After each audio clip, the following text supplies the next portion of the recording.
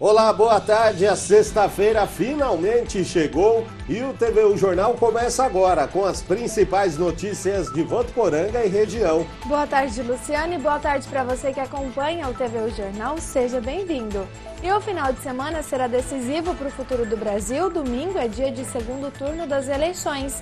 Vamos votar para governador e presidente. Serginho da Farmácia vai voltar para a Câmara de Vereadores. No início do ano passado, ele havia assumido a Secretaria de Assistência Social. A exoneração foi ontem e Tiago Francisco assume a pasta. Casal de Votuporanga se mobiliza e arrecada alimentos para doar à Santa Casa de Votuporanga e ao Hospital de Amor de Jales. E você pode contribuir com essa campanha, viu? A gente te conta como. E a gente destaca também o nadador Eric Bailon, que é de Votuporanga e está se consolidando entre os principais atletas paralímpicos da modalidade. Ele foi campeão brasileiro de natação pela 5ª vez consecutiva. E tem futebol nos comentários de Josiano Garofolo. Amanhã tem Cave e Taubaté na Arena Plínio Marim. Sexta-feira, 26 de outubro. O TVU Jornal já está no ar.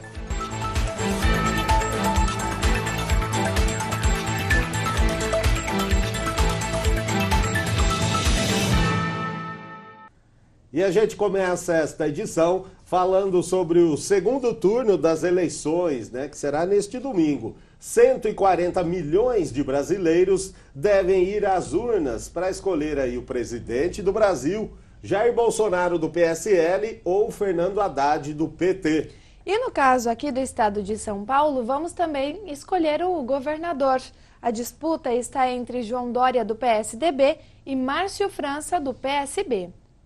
Cerca de 170 milhões de eleitores estão aptos a votarem nesse segundo turno. Só no estado de São Paulo são 33 milhões. Desta vez serão escolhidos o presidente da República, em alguns estados e no Distrito Federal, também o governador. Jair Bolsonaro, do PSL, teve no primeiro turno pouco mais de 49 milhões de votos, o que representa 46% dos votos válidos. Fernando Haddad, do PT, teve 31 milhões e 300 mil votos, 29% dos votos válidos. Já para governador, João Dória, do PSDB, teve 6 milhões e 400 mil votos, 31% dos votos válidos. E Márcio França, do PSB, obteve pouco mais de 4 milhões e 300 mil votos, 21% dos votos válidos. Aqui em Votuporanga, 69 mil eleitores estão aptos para votar. Se considerarmos as cidades que fazem parte da comarca, esse número sobe para 85 mil. Lembrando que o maior colégio eleitoral de Votuporanga é a Escola Dr. José Manuel Lobo, com 6 mil eleitores inscritos. De acordo com o chefe do cartório eleitoral de Votuporanga, a cidade conta com 198 sessões e 24 locais de votação. Para o segundo turno, estão disponibilizadas 236 urnas eletrônicas. Algumas delas ficarão de reserva para caso haja algum imprevisto. Já está tudo preparado, Caso surja a necessidade de substituir algum aparelho, nós temos urna reserva, sim. O chefe do cartório explica o que pode e o que não pode no dia da eleição. No dia da eleição, o eleitor pode se manifestar silenciosamente em relação à sua preferência, Ele pode usar uma camiseta, ele pode usar um bottom, ele pode usar um distintivo, desde que de forma silenciosa, Ou seja, não abordando outros eleitores e também não se aglomerando, não se reunindo com um vestuário padronizado, por exemplo, ou coisa do tipo. Existem muitas dúvidas em relação da pessoa que não votou no primeiro turno, se pode votar agora, em relação à justificativa. Qual que é a orientação de vocês? Não existe problema, Mesmo que o eleitor não votou no primeiro turno, ele estando regular, ele pode, e caso seja situações do voto obrigatório, ele deve votar no segundo turno, Independente disso, ele pode justificar a sua ausência no domingo da eleição em qualquer das escolas que esteja tendo votação ou depois aqui no cartório até 60 dias depois do pleito. Então a justificativa do primeiro turno vai até o dia 6 de dezembro, e a justificativa do segundo turno vai até o dia 27 de dezembro. E hoje é o último dia para propaganda eleitoral gratuita no rádio e na TV. É também o último dia para que sejam realizados debates entre os candidatos, não podendo aí se estender até depois da meia-noite. Amanhã será o último dia para propaganda eleitoral em carros de som e alto-falantes, das 8 da manhã às 10 da noite.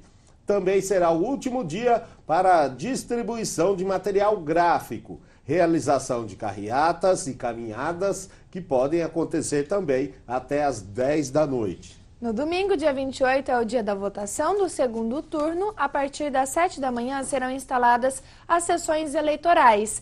E a votação será das 8 da manhã às 5 da tarde. Não esqueça de levar seu título e um documento oficial com foto, viu? Primeiro vamos votar para governador e em seguida para presidente. A partir das 7 da noite começam a ser divulgados os resultados parciais para presidente. O TSE só divulga esses números após fechadas todas as sessões eleitorais do país. E por causa do fuso horário do Acre, isso acontece às 7 horas da noite, pelo horário de Brasília.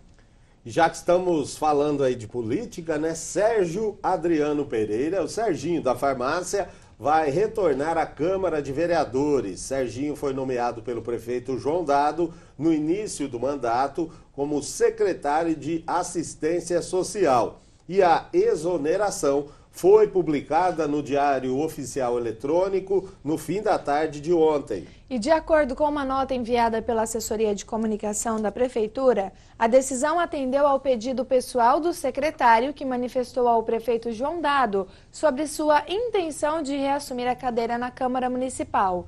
Com a exoneração de Serginho, quem vai assumir a pasta é Tiago Augusto Francisco, que já atua na secretaria há 2 anos como chefe de departamento de gestão administrativa e financeira. Vamos saber agora o que mais é notícia nesta sexta aqui no Noroeste Paulista. Chegou a hora do Região em 1 Minuto e hoje quem traz as informações pra gente é Gabriel Durães. Boa tarde, Gabriel. Boa tarde, Stephanie, Luciano, e boa tarde a todos que acompanham o TV Jornal. O Região em Minuto de hoje começa por Rio Preto. Um estudante foi esfaqueado durante uma festa universitária. De acordo com o boletim de ocorrência, 2 rapazes esfaquearam outras 3 pessoas. Felipe Augusto Horta de Oliveira não resistiu aos ferimentos e morreu no local. Outro estudante de 21 anos teve um corte no braço e foi atendido no local. O terceiro ferido, também de 21 anos, foi levado ao hospital de base por causa da gravidade da lesão. Uma caminhonete foi apreendida com 578 quilos de drogas em uma rodovia de Rio Preto. As drogas, maconha e skunk, saíram de uma cidade que faz fronteira com o Paraguai. Por isso, o crime foi considerado tráfico internacional. O motorista da caminhonete foi preso em flagrante. Com uma fiança de R$100 mil, a Justiça autorizou o marido da ex-tesoureira, suspeito de desviar milhões da Prefeitura de Jales, a deixar a prisão. Roberto Santos Oliveira será liberado mediante o pagamento da fiança em até 10 dias. A defesa alegou que o réu não possuía quantia porque teve os bens bloqueados e pediu a redução do valor da multa. E terminamos o Região em Minuto de hoje com uma notícia de Rio Preto. Um prédio de tapeçaria desabou e deixou 2 feridos. De acordo com as informações do Corpo de Bombeiros, 2 pessoas que estavam no prédio foram socorridas pelos moradores da região e tiveram ferimentos leves. A Defesa Civil vai avaliar a estrutura das casas vizinhas ao imóvel e uma perícia vai apontar a causa do desabamento. E essas foram as notícias do Região em Minuto de hoje. Um bom fim de semana a todos e até mais. E o assunto agora é solidariedade. Todos os anos, um casal aqui de Votuporanga arrecada alimentos para doar a quem mais precisa. E neste ano não está sendo diferente. Toda a arrecadação desta vez será destinada à Santa Casa de Votuporanga e ao Hospital de Amor, o antigo Hospital de Câncer, a unidade de Jales. Não é de hoje que Dona Eva e seu Rubens fazem um trabalho voluntário para ajudar o próximo. Durante 14 anos, eles ajudaram uma comunidade carente de Minas Gerais e, nesse ano, resolveram mudar o destino. Nesse ano, a Dona Eva e o seu Rubens pretendem arrecadar 4 toneladas de alimentos, que serão repassados para a Santa Casa aqui de Votuporanga e também para o Hospital de Câncer de Jales. Até agora, eles já ganharam 2,5 toneladas de alimentos. O trabalho é feito diariamente. Os alimentos são separados e armazenados na própria casa do casal. Dona Eva e seu Rubens contam que não é fácil, mas o espírito solidário das pessoas fala mais alto. Esse ano, devido à dificuldade que tivemos no momento, eu resolvi mudar o roteiro da viagem. Então, eu conversando com meus amigos, ela falou, não, a senhora não pode ficar sem fazer esse trabalho, porque isso está dentro da senhora. Eu falei assim, aí eu mesmo falei assim, se a gente doasse para a Santa Casa, para o Hospital do Câncer, aí eles responderam, isso, ótima ideia. Então, foi assim que o nosso trabalho começou a se desenvolver e foi passando de boca a boca, tanto que eu não fui no rádio ainda, nem tinha ido em televisão e nem em jornal. Mas vocês estão vendo que está surtindo resultado mesmo assim. E agora eu espero que vai ter mais resultado, vai ser melhor e mais bonito, com mais gente participando. Agora, o que eu quero dizer para as pessoas é o seguinte, eu estou focada mais em 5 alimentos, né? Porque um alimento eu já tenho, que é o macarrão, né? No meu caso, seria o café, o arroz, o feijão, o óleo, o açúcar, que nós precisamos. Mas descobrindo agora que eu sei que é uma despesa diária e fundamental dos hospitais, é o café e o leite. Nós pretendemos aquilo, o máximo possível, né? Que nós conseguir, nós contamos com nossos colaboradores, que tem muitas pessoas que não colaboraram ainda, mas já tem muitos que já prometeram ajudar, e o compromisso é compromisso. Dona Eva diz que conta com a colaboração de todos. A entrega está prevista para o início de novembro. Olha, nós estamos planejando de poder fazer a entrega aproximadamente, no máximo, até 10 de novembro. Né? E eu tenho certeza que o povo vai continuar correspondendo, que tem muitas pessoas que não estavam sabendo dessa virada nossa desse ano, em vez de ir para lá, ficar por aqui mesmo. E tinha tanta gente que falava, por que não ajudar aqui, por que não ajudar aqui? Mas então agora chegou a vez, não é? Então agora chegou a vez da fatia ficar por aqui mesmo, mas com certeza vamos continuar em orações pedindo para eles, e que se Deus permitir que nós devemos voltar lá, a gente irá. Contra o transporte, já tem pessoas que já assumiu o compromisso de levar para a gente as doações. Nós temos um amigo que fez nosso carreto ano passado e que já falou que já está pronto para poder levar para Jales e para onde for preciso, Santa Casa, que leva. Como disse aí a dona Eva, né? Chegou a hora, hein? De ajudar, né, Stephanie? É isso aí, linda atitude, né? E se você quiser fazer parte dessa corrente do bem, se quiser doar algo, entre em contato com eles. O telefone é o 3421-4699. E agora, mudando de assunto, dia 4 de novembro será realizada a primeira etapa do Enem, o Exame Nacional do Ensino Médio. Muitos estudantes estão contando com esta prova para ingressar aí no ensino superior. E os alunos do Colégio Unifev já estão, digamos que, ansiosos. E para chegar na prova mais confiantes, eles até têm um jeitinho especial. Faltando poucos dias para a realização do Enem 2018, o clima aqui no Colégio Unifev é de muita preparação. Todos engajados num objetivo: garantir que os estudantes estejam preparados na hora da prova. Já fizemos 2 simulados Enem para eles, principalmente para a escola toda, não só para o terceiro, porque o aluno também faz como treineiro. Esta semana o professor Paulo já vai trabalhar no sábado toda a parte de história, preparatório para o Enem. E como a semana que vem o Enem é sobre as humanas, então todos os professores das áreas das humanas vão trabalhar em sala de aula conteúdos de Enem. E se precisar de uma aula adicional, também será oferecido, o professor poderá fazer. E na outra semana nós vamos trabalhar as áreas das exatas. A prova do Enem vai ser realizada em 2 domingos consecutivos, dias 4 e 11 de novembro. No primeiro domingo, os candidatos vão fazer as provas de ciências humanas, incluindo a redação.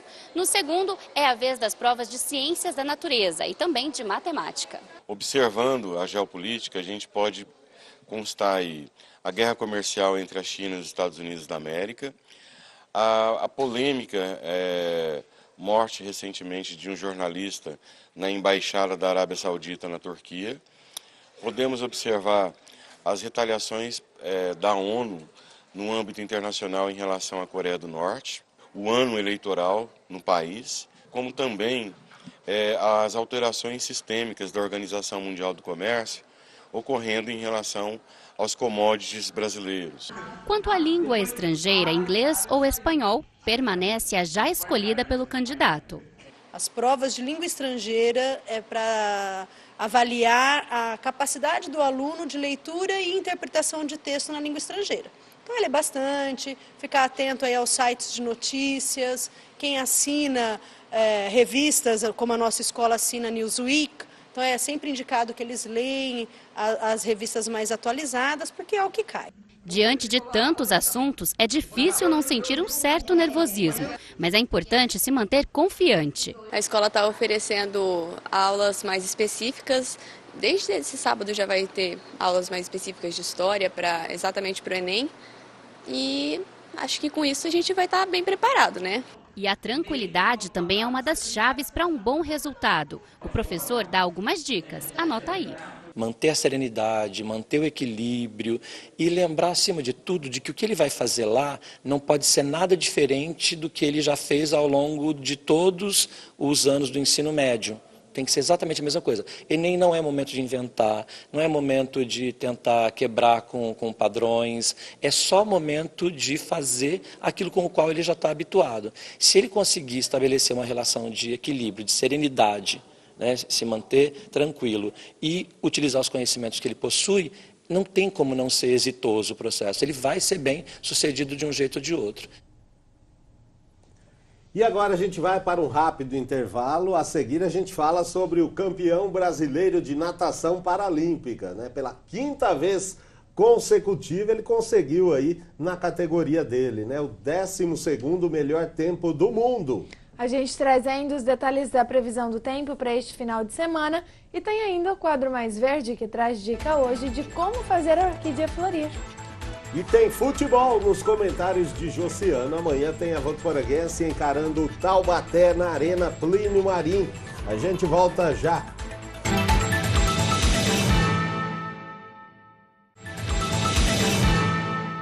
Estamos de volta com o TV O Jornal e agora para falar aí sobre o clima, final de semana chegando. A gente quer saber, né, Stephanie, se vai dar para aproveitar aí ou se vem mais chuva por aí. Olha, vamos ter que aproveitar o final de semana com chuva mesmo, viu? De acordo com o portal Clima Tempo, de hoje a domingo a previsão é de pancadas de chuvas, que em algumas regiões pode virar temporais. Sobre as temperaturas, hoje na capital paulista ficam entre 18 e 24 graus. Aqui na região em Rio Preto, a mínima prevista é de 20 e a máxima de 27 graus. E aqui em Votuporanga, os termômetros variam entre 22 e 28 graus. Como eu disse, ainda nesta sexta-feira o tempo é chuvoso e a instabilidade se mantém para o final de semana, principalmente no sábado. Amanhã a máxima é de 27 graus e no domingo aumenta um pouquinho e pode chegar aos 29 graus.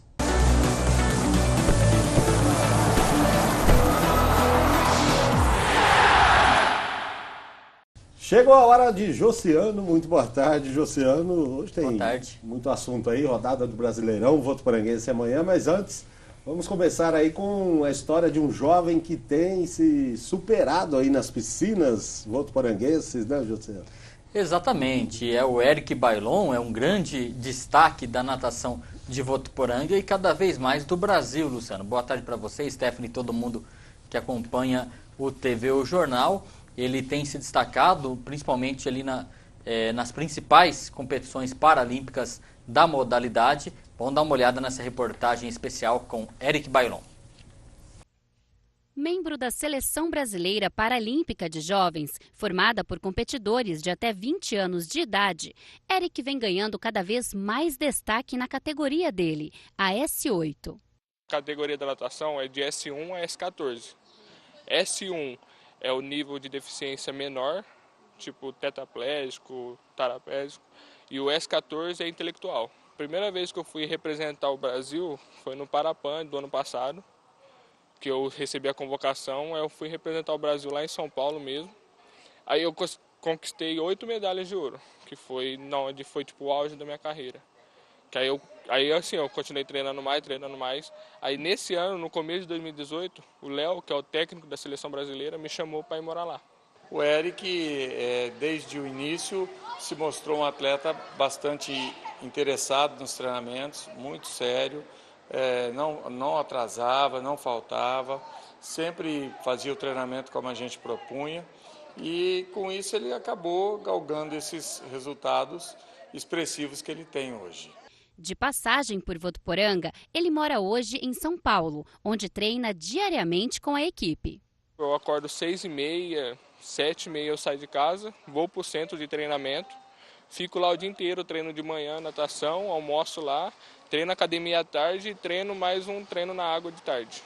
A natação está presente nos Jogos Paralímpicos desde sua primeira edição lá em Roma em 1960. Muitos dos atletas que hoje estão nas piscinas competindo começaram na natação como uma forma de terapia. E esse também é o caso do Eric. Eu comecei a nadar há mais ou menos quando eu tinha 6 anos de idade, quando eu comecei a fazer um tratamento por causa da minha deficiência. Passou 1 ano, passou 2 anos, eu fui melhorando, esse é o meu problema. Só que eu sabia que não ia melhorar 100%. Sempre ia ter aquele mesma deficiência. Aí eu fui gostando da natação até que eu comecei a treinar. O Eric pode ser visto como um exemplo de superação e de profissional. Ele é um atleta que já tem participado de competições em todo o estado de São Paulo, no Brasil todo. O primeiro campeonato brasileiro dele foi em Natal, no Rio Grande do Norte. Foi campeão brasileiro estudantil, foi campeão brasileiro pelo Colégio Brasileiro de Atleta Paralímpico e agora, mais recentemente, é atleta paralímpico da Seleção Brasileira de Novos. E isso faz com que ele tenha melhores condições de treinamento, vai estar nadando especificamente um treinamento voltado para o atleta paralímpico e a gente espera que ele continue na sua carreira de ascensão aí, buscando resultados internacionais. Tá, então, parabéns, sucesso para o Eric, a gente segue daqui acompanhando e torcendo bastante. Vamos falar agora de futebol, começando pela Votuporanguense. Amanhã é dia de jogo decisivo na Arena Plínio Marim. O CAV faz o primeiro jogo das quartas de final contra o Taubaté.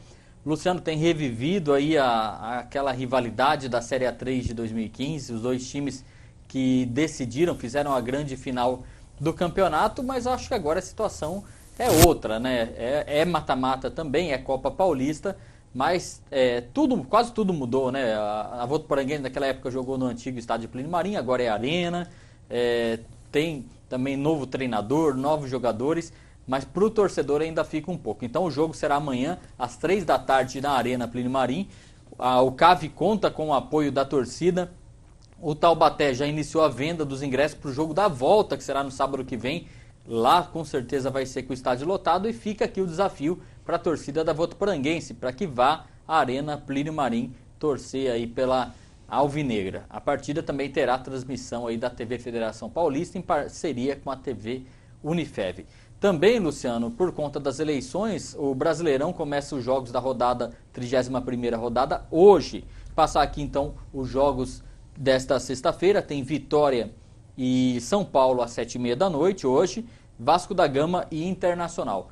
E depois a maioria dos jogos neste sábado, tem Santos e Fluminense às 4h30 da tarde, mesmo horário Grêmio e Sport. 7 horas tem Chapecoense e América Mineiro, Flamengo e Palmeiras, jogo aí das equipes aí que estão com mais chances do título. Corinthians e Bahia também jogam às 7 da noite. Às 9 horas tem Cruzeiro e Paraná, Atlético Paranaense e Botafogo. Rodada que encerra apenas na segunda-feira com um jogo às 8 horas da noite, Ceará e Atlético Mineiro. E para encerrar, Luciano, agora há pouco, às 11 horas da manhã, o técnico Tite anunciou convocados aí para 2 jogos, próximos 2 amistosos da seleção brasileira contra Uruguai e contra Camarões. E vou passar rapidamente a lista, tem algumas novidades. Goleiros, Alisson, Ederson e Brazão. Brazão, goleiro de 18 anos aí da base do Cruzeiro. Defensores, Danilo, Dedé, Fabinho, Felipe Luiz, Marcelo, Marquinhos e Miranda. Meias, Alan, que é jogador do Napoli, ou Alan. Arthur, do Barcelona, Casimiro, Paulinho, Coutinho e Wallace. E os atacantes, Douglas Costa, Firmino, Gabriel Jesus, Neymar, Richarlison e o William, seleção já pensando aí na Copa América do ano que vem, que será disputada no Brasil. Isso aí, Josiano, muito obrigado pela participação e até amanhã, né, na transmissão do jogo aí entre Votuporanguense e Taubaté. Tchau, tchau. E hoje, sexta, dia do quadro Mais Verde. Júlia Domênices hoje tira dúvidas aí de 2 telespectadoras. E a dica é como fazer a orquídea florir. Vamos acompanhar.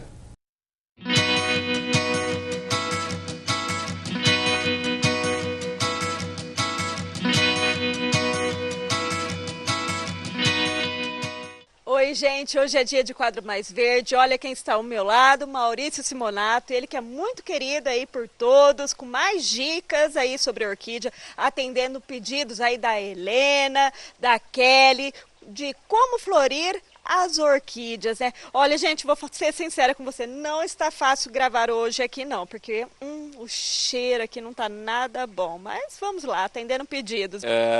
Pediram para que eu desse uma receita de adubo orgânico, adubo natural, para incentivar o florescimento das plantas. Você pode usar adubo químico ou adubo orgânico, mas as pessoas normalmente pedem.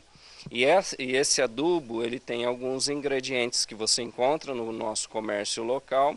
Um deles é um pouquinho desagradável, né, o cheiro, porém ele é muito eficaz na hora de fazer com que as orquídeas e outras plantas deem flores.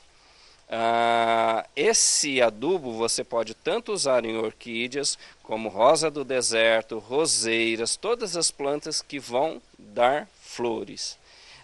No caso de orquídeas, que foi o pedido, eu também sugiro que as pessoas observem a condição de luz da planta, né? Que ela tenha uma boa quantidade de luz, não sol direto, uma boa quantidade de luz e umidade suficiente no ar para que a planta possa também florescer. Então vamos lá, mãos à obra. Olha, eu vou até mostrar aqui, gente, está até tampado. E atrai mosca? E atrai mosca, vamos lá. Monte em pequenas quantidades que você vai utilizar num período muito curto, porque senão ele reage e perde o poder de incentivar as plantas na reação química. Então, 3 partes de torta de mamona. Eu usei um vasinho aqui pequenininho. Aquela um pouquinho desagradável, tá? 2 partes, coloco aqui, e lá da cinza de churrasqueira, né, eu coloco 1 parte só. Isso aqui vai fornecer nitrogênio, fósforo e potássio numa quantidade ideal para a planta florescer, para a planta desenvolver raízes e para a planta se desenvolver. Misturo, tá? Misturo bem. Eu só sugiro, se você tem animais em casa como cachorro, coisa e tal, evite colocar no solo sem que misture, porque esses gato e cachorro, eles costumam sentir o cheiro dessa farinha de osso. E a torta de mamona que está no componente aqui é tóxico para alguns animais. Bem misturadinho aqui, e agora é só você colocar a cada 30 dias 1 colher de sopa num vaso. Vaso padrão é 1 colher de sopa. Vasos menores você vai colocar pouco menos. Um detalhe, nunca coloque adubos que não tenham passado pelo processo de fermentação próximo dos troncos da planta. Espalhe no vaso, mas não próximo dos troncos. E o importante é falar para o pessoal que é a seco, né? Não pode misturar em água e borrifar na planta, né? Não, você vai colocar a seco. O que você pode fazer depois é regar com cuidado essa planta. No caso das orquídeas, como o substrato ele é muito permeável, ele tem uma capacidade muito grande de de drenagem, a penetração dele é mais rápida. Então, você não vai jogar uma quantidade enorme de água, mas você borrifa para que ele estabilize sobre o vaso e ele vai liberando aos poucos os nutrientes necessários para a planta. Bom, e o detergente, Maurício? Algumas pessoas utilizam o detergente, é verdade? Pode ser colocado nas plantas? O detergente biodegradável, esse detergente de cozinha, ele tem alguns nutrientes e que podem ser absorvidos pela planta. Eu costumo utilizar para fazer limpeza da planta, sem problema algum. É lógico que eu não vou usar num horário de sol, num horário de pico, e também para que essa planta ela se desenvolva, né? Porque ele é biodegradável, quando ele biodegrada no vaso, ele biodisponibiliza nutrientes que tem no detergente para a planta. Então ele acaba sendo útil na planta. Você me forçou aqui, esses segredinhos eu não costumo colocar, mas normalmente para cada 1 litro de água, 5 mililitros de detergente. E você borrifa a planta, limpa ela, no caso eu uso nas orquídeas aqui, e faz com que também as orquídeas elas deem um pouquinho mais de viço, por causa dos nutrientes que posteriormente serão fornecidos para a planta. Muito obrigada. Mais uma vez, Maurício, tenho certeza que as flores de vocês aí em casa, as orquídeas, agora vai, viu, gente? Com todas essas dicas aqui, não tem como. E tenho certeza que vão dar aí lindas flores. Depois manda aqui pra gente, pra mostrar aí pro Maurício como que ficaram depois de florir. Maurício, muito obrigada mais uma vez, viu? Eu é quem agradeço. Um beijo. E se você tiver alguma dúvida ou alguma sugestão, tanto para o quadro Mais Verde quanto para o TV O Jornal, faça como a Helena e a Kelly. Entre em contato com a nossa produção. O telefone 3405-9978. E a gente fica por aqui para você. Uma ótima sexta e um excelente fim de semana. Um excelente final de semana, mas a gente se encontra amanhã, a partir das 6h30 da tarde, no programa Toca Viola. Até lá!